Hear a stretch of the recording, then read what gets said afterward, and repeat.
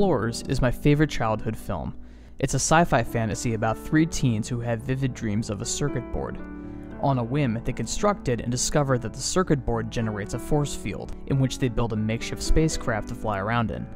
But the force field's origin and control seems to be coming from somewhere up above, and one night they fly into deep space to discover $100? One of the most disappointing third acts of any film ever made.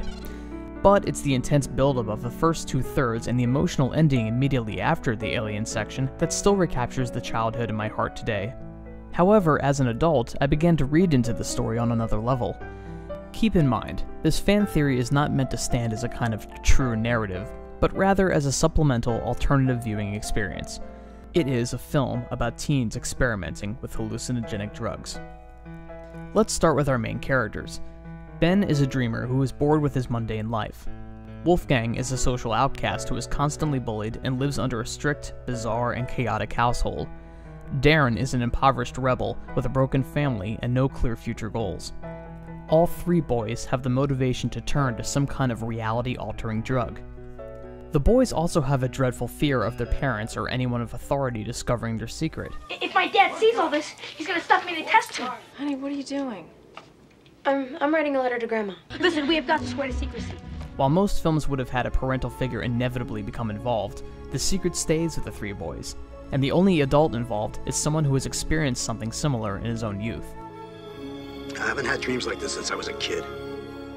The first exposure to the alien technology/drug only affects Ben and Wolfgang, with Darren keeping a safe distance. Eventually, the boys gather in their hideaway, the Thunder Road spaceship/toke room, and have their first group trip.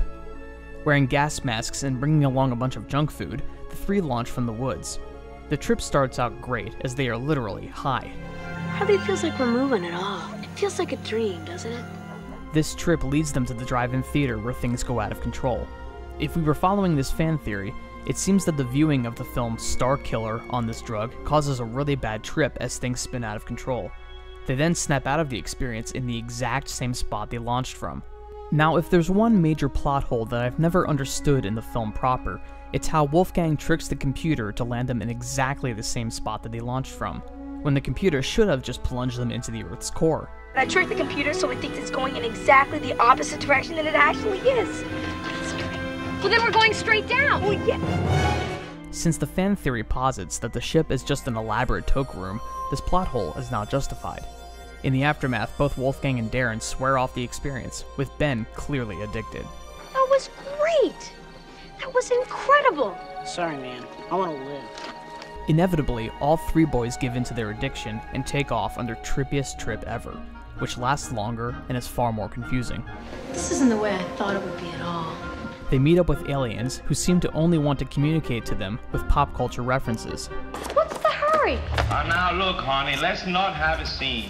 With all of the television and cartoon references that the alien whack makes, perhaps the boys are actually gathered around a television set, flipping through channels randomly during the massive high. After the intense trip, the boys experience a serious low, as they have to return back to normal life and school again. But in the end, Ben's love interest reveals that she knows about the trip, and gives him yet another push to take the drug once again, which he apparently brought with him to school. Again, this is purely a fan theory that's not meant to replace the exciting, fantastical narrative of the film. Explorers will always remain a warm, fuzzy favorite of mine, and will always have me thinking in different planes of reality. Have a nice trip.